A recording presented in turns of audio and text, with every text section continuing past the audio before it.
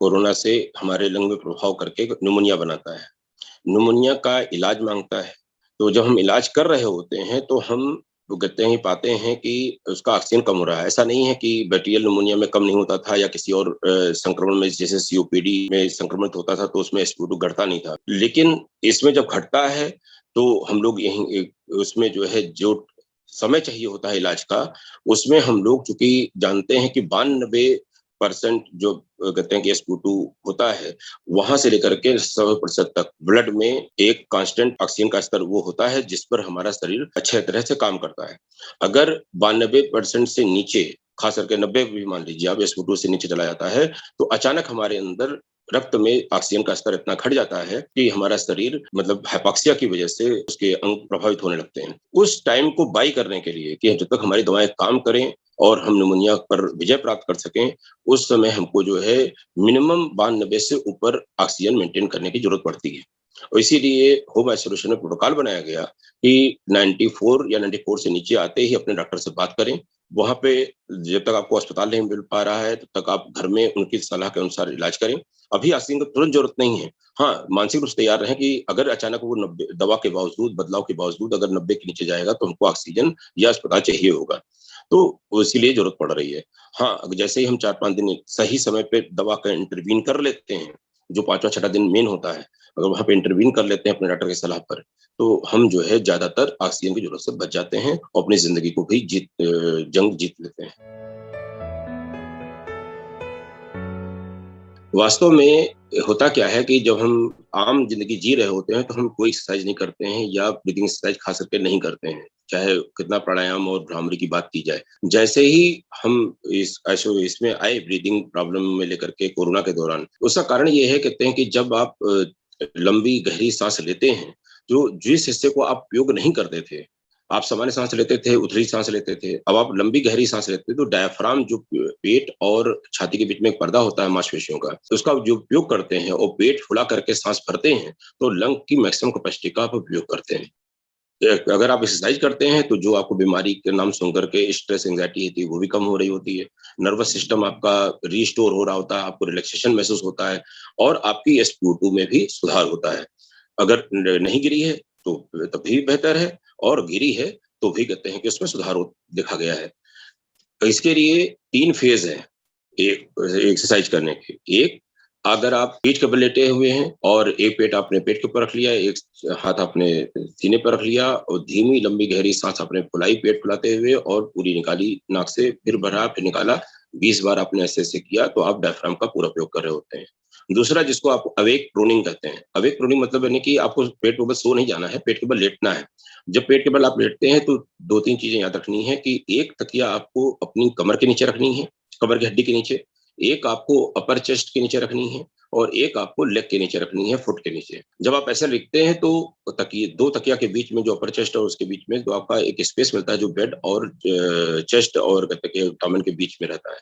इस हिस्से का आपको उपयोग करना है लंबी गहरी साँस जगते हुए भरने की, तो आपको इसका फ़ायदा मिलता है। वास्तव में होता क्या है कि हम ज़िंदगी भर सीधे लेटते हैं और पीछे के हिस्से में लंग ज़्यादा होता है, बैक साइड में आपने अगर ध्यान दिया होगा, रेस्पिरेटरी फिजिशियन हमेशा पीछे साँस का ट्रीट ज़्यादा करते हैं, उसके 2 फ़ायदे होते हैं।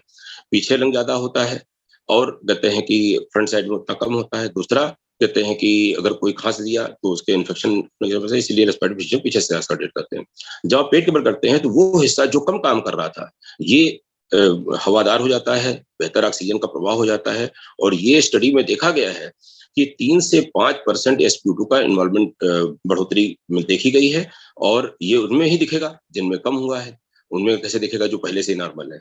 लेकिन अगर आप एक्सरसाइज करते हैं, तो आप बेहतर हैं और इसके बाद आप यही एक्सरसाइज आप बैठे स्टेज में भी कर सकते हैं कि 20-20 बार आप तीनों स्टेज में करिए, तो आप पाएँगे कहते हैं कि आपकी लंग्स की स्थिति पहले से तो उसको महीनों करते रहिए और जो आदत अच्छी पड़ जाए, तो पूरी ज़िंदगी करते रहिए। चाहे प्राणायाम के नाम पे करिए, चाहे जिसके नाम पर भ्रामरी की बात मैं यहाँ थोड़ा कर दूँ। अभी एक कंपनी ने कहते हैं कि नाइट्रस ऑक्साइड का नेज़ल स्प्रे बनाया। उसने कहा कहते हैं कि नाइट्रस ऑक्साइड का अगर नेज़ल स्प्रे लेंगे, तो कोरोना पे आप विजय प्राप्त कर सकते हैं, क्योंकि वो नाक में डालना है और नाक से वो एंट्री ले रहा है। इस नाइट्रस ऑक्साइड को बढ़ाने के लिए भ्रामरी भ्रामरी में करते क्या हैं, उसका भी जो मेडिकल टेस्ट हुआ है, तो उसमें नाइट्रस ऑक्साइड हमारे अंदर विभिन्न इन्फ्लेमेशंस को कम करती है।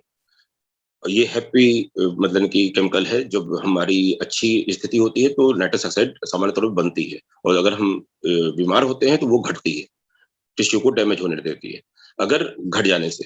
तो अगर हम नाइट्रस ऑक्साइड बढ़ाना है, खास करके रेस्पिरेटरी सिस्टम में, तो अगर हम सही ढंग से भ्रामरी करें, जैसे लोअर लिप पे रखा, इसमें रखा, नेज़ल पे रखा और आँख पे रखा और कान के अंदर इसको लगा लिया और ओंकार ओम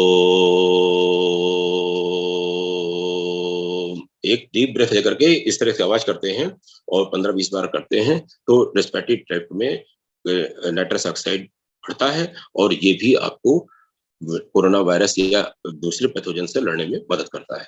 अगर ये आप करते हैं, तो चाहे आपका स्पुटो डाउन हो, ना हो, हमेशा आपको मतलब बेहतर महसूस होगा और लॉन्ग टर्म में अगर आप करते हैं, ज़िंदगी का हिस्सा बना लेते हैं, तो आप हमेशा स्वस्थ भी रहेंगे। ये जो वैक्सीन्स हैं, ये सभी के लिए सुरक्षित हैं। पहली लाइन तो ये समझ लीजिए। और जब हम लोगों ने इसको मतलब किया था, तो पहले तो कहा था कि 60 साल से ऊपर वाले सभी लोगों को लगेगी, चाहे उसके साथ कोई बीमारी हो या ना हो।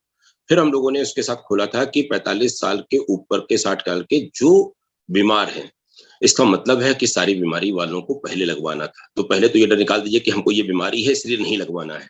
पहला तो सूत्र ये याद रख लीजिए। केवल एक क्लास के मरीज को नहीं लगवाना है, जिसको हम लोग कहते हैं हेमोफीलिया नाम की बीमारी का सर की मरीज को। तो वो रेयर द रेयर है, जो उसको हेमोफीलिया उसको पता है कि हमको जो हेमोफीलिया है, अगर हम वैक्सीन लगाते हैं तो लोकल हेमरेज हो सकता है।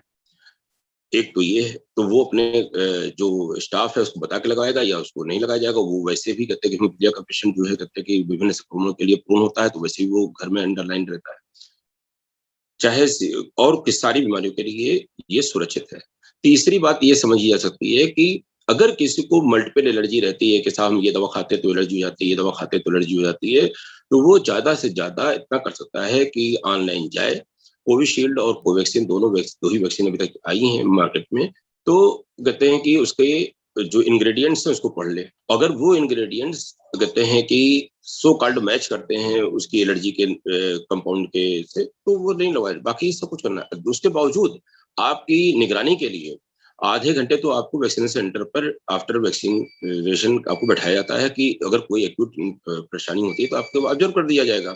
उसके बाद भी ऑनलाइन आपके पास सुविधा होती है कि अगर मान लीजिए कोई आप ऐसी बात अपने शरीर में महसूस करते हैं अदर देन बुखार, छोटी-मोटी लोकल दर्द या और कोई सर में हल्का-सा दर्द, हल्का-सा नाज़िया मतलब उल्टी का एहसास, तो वो उसके अलावा अगर कोई ऐसी चीज़ महसूस करते हैं जहाँ पे आपको तुरंत डॉक्टर हो तो उस पे आप ऑनलाइन बात कर सकते हैं।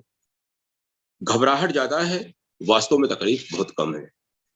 जैसे आपको डीपीटी में बच्चों को थोड़ा बुखार आ जाता है, बीसीजी में थोड़ा स्कार बन जाता है, तो ये सब आपको पता है इसलिए बच्चे का आप कहते हैं कि जाते हैं और बड़े बेधड़क होकर के बच्चे को लगवा लाते हैं। वैसे ही समझिए कहते हैं कि उतनी ही सुरक्षित आपकी ये वैक्सीन्स भी हैं।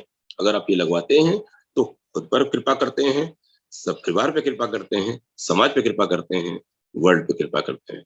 वो आप सुरक्षित हैं, इस तरह से हर कोई सुरक्षित है, हर कोई अपने-अपने हिस्से का काम कर रहा है, तो पूरा देश हम लोग मतलब कि जो ट्रांसमिशन की चेन है उसको हम रोक सकते हैं और रोक लेंगे तो हम लोग जीत जाएँगे।